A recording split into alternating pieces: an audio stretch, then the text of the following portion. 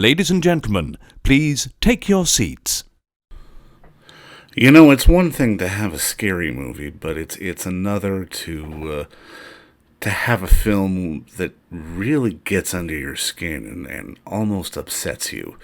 And if you can hear the sound of my voice, that must mean you are in the seats once more. As always, my name is Dave Voigt. I am your host for today's affair and the editor and publisher over at intheseats.ca. And first off, just thank you for joining us, obviously, but please don't forget to like us on all our social media platforms like Facebook, Twitter, and Instagram, and also to subscribe to us on Podomatic, on Spotify, and on Apple Podcasts. And you can find everything archived at In the Seats. And also, just to let you know, we have our own social media feed for this podcast. It is called In the Seats With on all the three platforms that I just mentioned. So please go check it out and give us a like. Today we are talking with actor Jessica Reynolds, who really got to sort of do something pretty unique as she plays the title character in the new horror film that is in limited release in theaters now and coming soon to video on demand, The Curse of Audrey Earnshaw, where a devout community suffering from a plague is torn apart by this beautiful, mysterious young woman and the forces of witchcraft, black magic, and possession. From writer-director Thomas Robert Lee. I got to talk to her from her home in Ireland. We talked about her experience on the film. This was her first major job coming out of acting school, and just sort of her experiences and what she hopes for in the future, and just, like we always do here, trying to find out about those movies that really get people into the industry as well. But we had a lovely talk with her, and we hope you enjoy. Now, I mean, first off, obviously, congratulations on the movie. I loved it because it wasn't something that was sort of obviously scary. It was something that, I was more upset by than scared by, if that makes sense. Walk me through sort of, I guess, your audition process and initially sort of seeing the script. Because correct me if I'm wrong, this is only your second feature? It was it's my first ever acting role. It's just my TV show came out before Audrey did. Okay. But I shot Audrey before the TV show that I did. But yeah, the audition process was crazy because I'd only just signed with an agent. So I was in my third year at drama school in Liverpool. And I just signed with my agent, and I just started I read the script, first of all, got sent the whole script, loved it. It was like, whoa, this is crazy. And it was different. Like you say, it wasn't your typical kind of jump scare. It was very much, it kind of percolates through. And that's exactly what happened in the script. It kind of percolated and infiltrated through, as you read.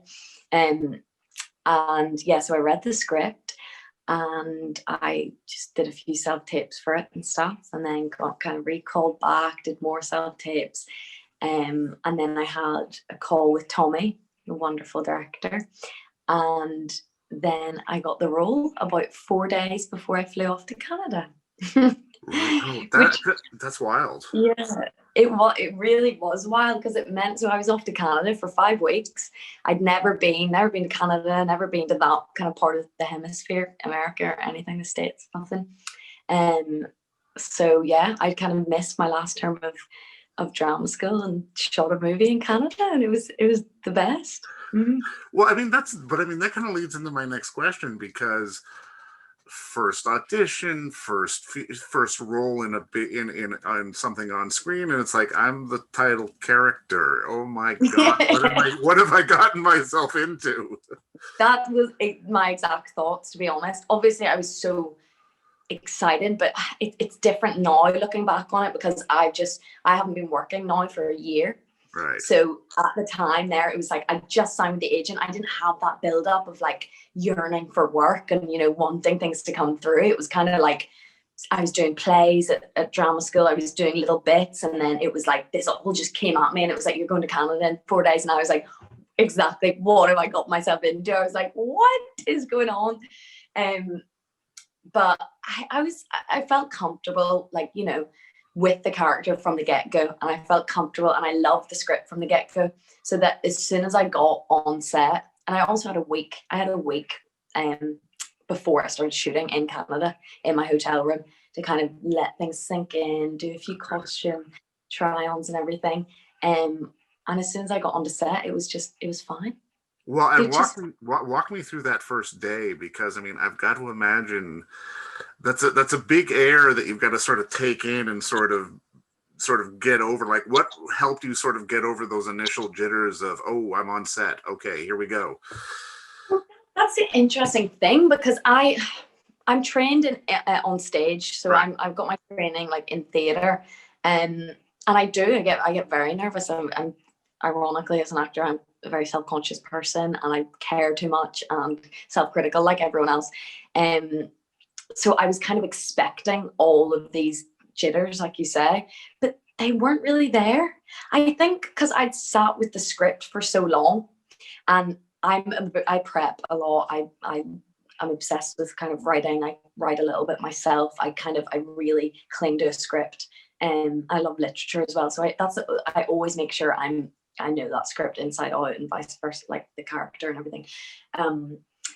So I think like my preparation caused me to feel prepared and ready. And as soon as I met Tommy as well, he was so open and welcoming to me, and kind of accept, like he had a level of acceptance, knowing that it was my first time on set, and that I was like wide-eyed, bushy-tailed, and kind of I was asking all the questions. I was going like, you know, just wanting to know exactly what was going on, and even behind the camera, as well as just my place as an actor. So when I got on the set, and Jared, who I did my first scene with, and you know, the scene where I fake faint. Right. So that was the first one I shot, and Jared and Hannah had already done a week or two of all of their stuff. So they were kind of coming to the end of their shoot, and they'd taken me out for dinner and everything for my 21st birthday, brought me to an Irish pub, made me feel very at home, had a little Guinness. So I was, you know, I felt so comfortable with them. The crew, everyone was just so accommodating and kind and wonderful that, you know, I did, of course, have those nerves and those jitters, but, you know, the scene, I felt like I knew it well. I knew what we wanted from it. And me and Tommy kind of, you know, we understood each other from the get-go. So I don't know. It just kind of happened, I guess. Well, that's a good thing. But I mean, and that kind of dovetails into my next question, because like you say, you've had an extensive theater background. Is there anything between the differences that you learned while shooting that, you know, maybe kind of caught you off guard? Yeah, I mean, it's in first start, they're just both so different, you know, theater acting and screen acting, and you both kind of expend your energy in such different ways. In theater, it's a lot about stamina. Yeah. But then I say that, and then I'm like, there's also so much stamina in screen acting. It's just in a different kind of form. I'm trying to think anything that caught me off guard. I mean, I think one of the main things, but I don't know if this is specifically kind of directed at screen acting, but you're kind of, you need to refrain from depending too much on, say, your director, or depending too much on other people to give you the gratification and feedback that you need. Because with theatre, you have weeks of rehearsal before you go in. So you know, of course, you build all these relationships, and you build this world, and you become connected to them in such a different way. And there's so much kind of codependency on director and actor.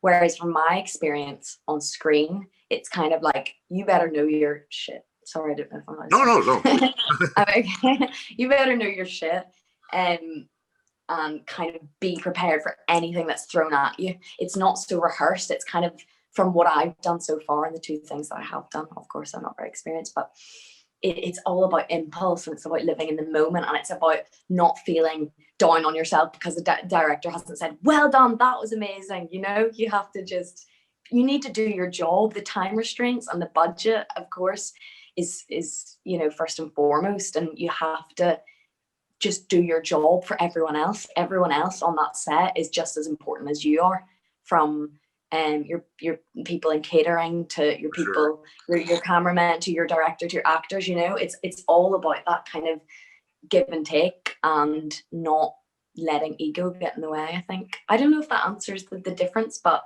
that's something that I've definitely noticed from being on set. No, I think it does, because I mean, I'm always kind of fascinated when people make the transition, because when you're on stage, as much as you're still focused on the character and the work and the material, you're still kind of very cognizant of the room full of people that are watching you.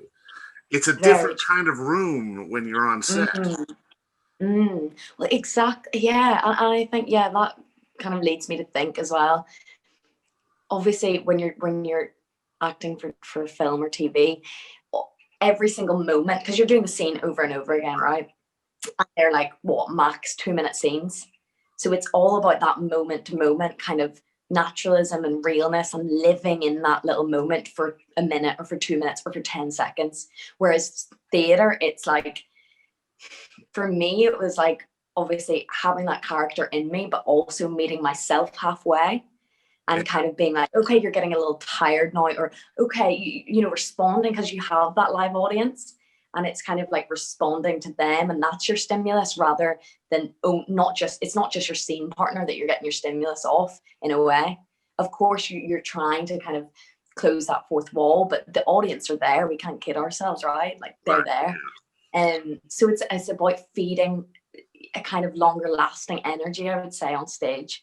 Whereas it's nice on TV as well that you kind of get those. For me, it's like you have those little bursts where you can go, right, focus. It's easier to draw focus for me personally, than on stage. But yeah, that's kind of. But I like how you said that, because, like you say, it's about the bursts.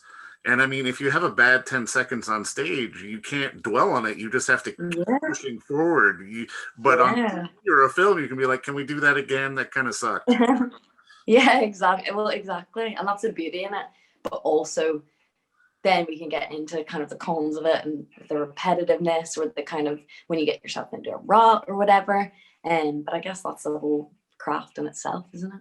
For sure. Now, I mean, were you I guess this is my next question, because were you a genre fan? Were you a horror fan before you sort of got into this film, or is this something you've kind of been sort of wading into? I mean, yeah, like as an actor, 9 out of 10 genres suit me. I love all types of stuff, as long as it's like good characters and a decent plot, you know. But I have definitely grown up with horror. I've definitely, and just dark kind of themes in general, I've kind of gravitated towards. I don't know what that says about me, but I think like horror, like as a kid, like sleepovers and everything with my friends and everything, it was always horror that you turn to, because you know, with a horror film, you're gonna get that thrill no matter what. Even if it's a bad horror film, you're gonna get something out of it, I think. And so yeah, definitely, like I've always had an affinity towards, you know, horror and kind of gothic stuff as well. And definitely, yeah. Now, I mean, that kind of spins into my next question, because, and I mean, part of me feels bad for you, because this has played a few festivals and you've kind of been robbed of that festival experience to be able to sort of get to see it with crowds and sort of be able to get sort of that visceral reaction. How has sort of the festival experience been for you, but again, not being able to go anywhere for it? Well, exactly, because you know, because it's my first thing, and I went to see a screening of the other show that I did, but you know, I have never been to a festival for like a movie I've been in or anything, it's so disappointing, because I love just being around people and, like you say, having that visceral kind of experience. So it has, I'm not gonna lie, it's been sad, you know, just like COVID has been in general on the arts. It is just sad, I'm not gonna lie about that.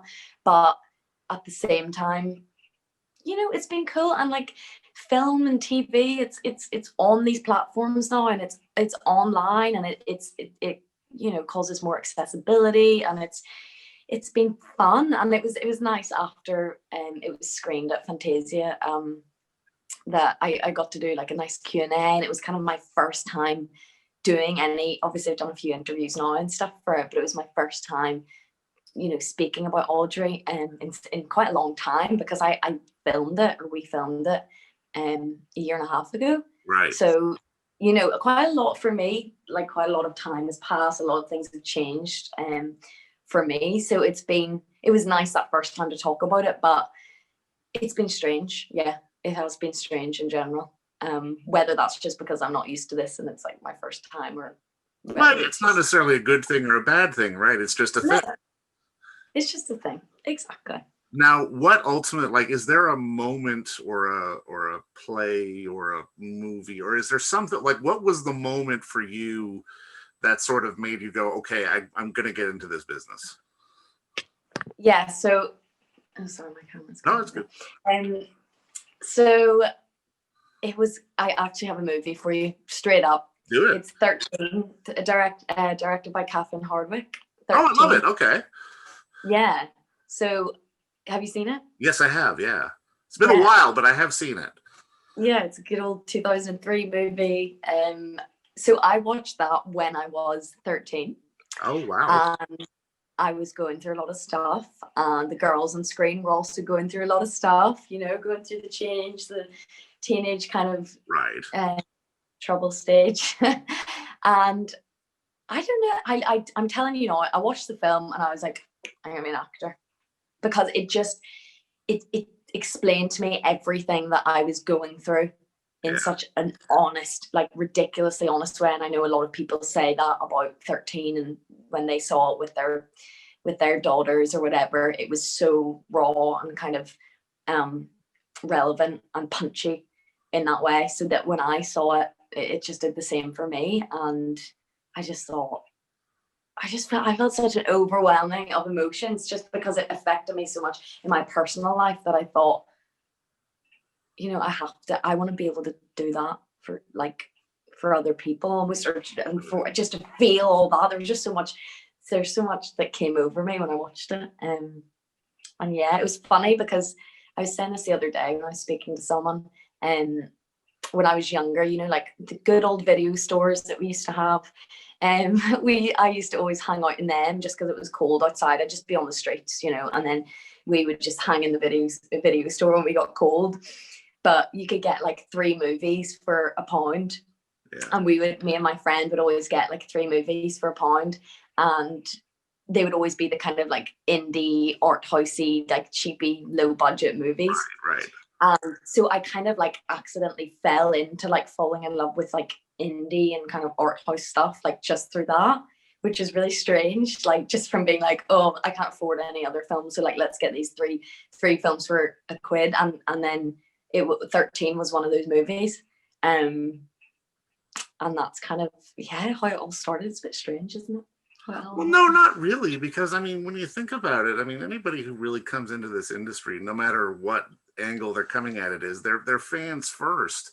And I mean, especially for me, like I've always prided myself on trying to watch and take in as much as humanly possible, because that just makes you more educated going forward. And I mean, for you, is that something, like, especially as a performer, as an actor, like, is that something you try to do to be able to draw on and to learn from? Because I've got to imagine, as much as you can learn technique and craft, a lot of it does have to come down to just, watching other people do the work. Oh, 100%. And it's interesting you say that, because like I say, I've got 3 years, I've got a BA acting degree, and it's so heavily based on technical kind of your acting technique. And I think that is also maybe a difference between theatre and screen, that I think you need to sometimes rely purely on technique in theatre, because you're fucking tired, right? Like on night 20 or whatever, you're like your body has to do the work, and sometimes your mind cannot engage, and that's okay. I think people don't talk about that enough. We don't always have to be really feeling everything to appear as if we are. But anyway, that's another thing. But yeah, exactly. What was the question? Well, no, just in terms, it wasn't a question, it was more of a statement, because I mean, how much do you pull from like just being able to watch other material, be able to search other material? Because there are so many people out there who don't quite understand that you know, for people who, I want to be in a big screen, I want to be in a Marvel action movie or whatever, that so much of the work comes down to just being able to take in as much as humanly possible. Exactly. Yeah. So, and then I think that's the difference on screen, that observing, for me, especially having, after I graduated from school, and observing, really, you're so right, just taking everything in does so much. And I think it does so much on a subconscious level, of course, especially when you're kind of obsessed with movies. I just love watching them, actor or not. But when you are an actor, you kind of go, or any creative in that industry, you go into that kind of like analysis mode, don't you? Self-analysis or critique mode. You do, just, it kind of seeps through. And I think it does kind of, it kind of gets to you on a subconscious level. You know, once you have put that work in, and you have done a little bit here and there. I think observing is so important. Observing people in real life as well. And yeah, just figuring out what works. And I think it's a difficult one, because at the same time, you can't watch something and then just be able to kind of sit in those shoes and suddenly be a good actor, you know, or be a bad actor. It's so complex, and it's so ever changing. And I think the biggest thing for me is about like focus and kind of attention, and not letting. It's more about inhibiting thoughts for me than feeling too much. Okay. It's about inhibiting self-consciousness, or inhibiting like overthinking brain to be to be kind of at me while I'm trying to feel and be. It's about being present, basically. For me, that's what I've been learning recently, definitely. Well, for sure, because I mean, your career basically started, and then almost immediately you had to press the pause button because of everything that's happened in the world. Exactly. I mean, is there anything that you've gotten to take in or watch and go, thank God I had the time to watch this, because this is I can pull from this and it's gonna make me better? I've been watching a lot of like Timothy Chalamet, actually. I was watching loads of his films. And I feel like I learned so much from him in a strange way, because I remember, like you're talking about all the observing and stuff. For sure. And I think he's brought such a new kind of spin. Also, another one, Daniel Kaluuya. I adore him. I've been watching a lot of both of them, and they're kind of what they brought to Hollywood. It feels so fresh to me and so different, and it showed me that you, as you are enough as an actor. You don't have to add a little bit of this and a little bit of that all the time. You and your own instincts and your weird quirkiness and your stuff that you might feel is a little bit ugly or is not the perfect kind of Hollywood story in the way that you are is even better, because it's people want to see reflections of themselves and of real people, not these plastic people that just look and speak perfectly. And yeah, so I've been watching them recently. Also, I'm thinking of Ending Things, Jessie Buckley, and that I just was like, so beautiful. And then I just ended up watching just everything Charlie Kaufman after that, like rewatching all the stuff, and because I love that on a kind of different level, the kind of abstract surrealism that he does, I just think is awesome. And I think it's something that I've always loved, kind of like shifting away from naturalism in a way.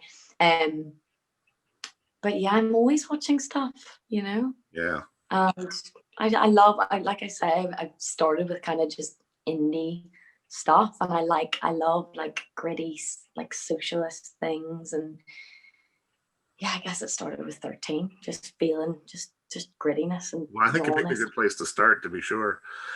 Yeah. I mean, if what would the dream project be for you if like money wasn't an object, auditions weren't an object, like somebody offered you X, what would that be? So I wrote my own screenplay over lockdown, so it would be doing that. Like I was saying there, it's very kind of socialist drama, a bit of like a conversation piece, kind of in response to the state of my country in like Northern Ireland, and the kind of mental health epidemic here and kind of things that I've gone through as a teenager. Yeah, it's a lot about that, because I the same with 13. I was talking about this the other day when they wrote it, and when Nikki Reed wrote it with Catherine Hardwicke. Nikki had just gone through everything basically that you see in the film, and Catherine Hardwicke always talks about how urgent the script was. You know, they wrote it in a week or whatever, or a week or two, and it just felt so urgent. And you can see it. I read the screenplay as well, and you can see it when it's written on the page, and you can see that some of it's written by a 13-year-old, because it's urgent, and it needs to be said, and it's all of her emotions kind of pouring out onto the script. And for me, that's what I kind of felt with writing my own screenplay. Because the suicide rate in Northern Ireland is the biggest in the UK, and there is so much. There's such a lack of attention that we paid out here because of a million different reasons. And so I wrote something about it, and in answer to your question, if I could make that, I would. No, and then you know what? I mean, and that speaks to sort of the universality of cinema and the stories that we want to tell, because there are those problems here in Canada. There are those problems all across the world, but we can all bring our sort of own unique spin to them. Now, I mean, I guess my next question for you is, are you an actor who wants to direct, or are you a director who is acting? Because there's always a joke, like every actor wants to direct, right? And then half the directors want to act. I mean, yeah, like I would love to direct, but I'd also love to be an editor for a while, or be, I don't know, everything about it, because I can appreciate every little facet that goes into film. And I have done a little bit of editing, and I, in school I studied film and stuff, only when I was 16, but I was fascinated by every kind of aspect of it. So to be honest, I would take what I can get in this industry, and like being, even at the moment, as I'm not working, I would be happy to be a runner on set, because I love to see how the alchemy of it all, and how it comes together, and the kind of cliche but magic that kind of happens. You know what I mean? I just think it's the most magical place in the world, being on set. And so yeah, I'd definitely love to direct. Give me another 10 years, maybe I need a bit of growing to do. But that's absolutely the right attitude to have too, because I mean, cinema takes a village, and I mean, it's such a hard business to work in, and no matter sort of what aspect you're doing it in. And I mean, I think if you're going to have any kind of success at it, you've got to sort of be willing to learn and embrace all aspects of it. Exactly. And I think it comes with it. Personally, when I was on set for Audrey, and Nick Thomas, who I became really close with, and who I just think is so wonderful, and everything he creates is, he's just a wonderful cinematographer. And he was so helpful with me. I was like, so why are you doing, like, just all the technicalities? I was genuinely just so interested in what approach he was taking, or what everything meant. And he was so accommodating in actually just teaching me on set, which I don't know if maybe some other cinematographers would be like, piss off, shut up and just do your job. But he was just so, he really taught me. And I think, it's important. Well, I don't know, maybe I also, at the same time, if you want to just act and do your job and then get off, that's fine. But I think, like you say, it takes a village, and it's like, why not kind of be interested in what everyone has to go through on their daily, and not just always focus like on the actors or the director, And plus, you were on a Canadian set, so we're overly polite. That's probably why you got to learn so much. No, but I was gonna say, these are very, very accommodating. But it's the same here. It's the same. And the other thing that I did, it was filmed at Belfast, where I live, and just such good fun, so funny, and like so kind. So I think it's, I'm very lucky with both the experiences that I've had. God forbid when I get onto a bad set.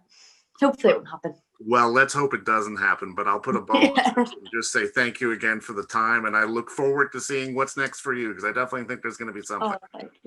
Thank you so much. It's been so lovely. Thanks for having me. Of course.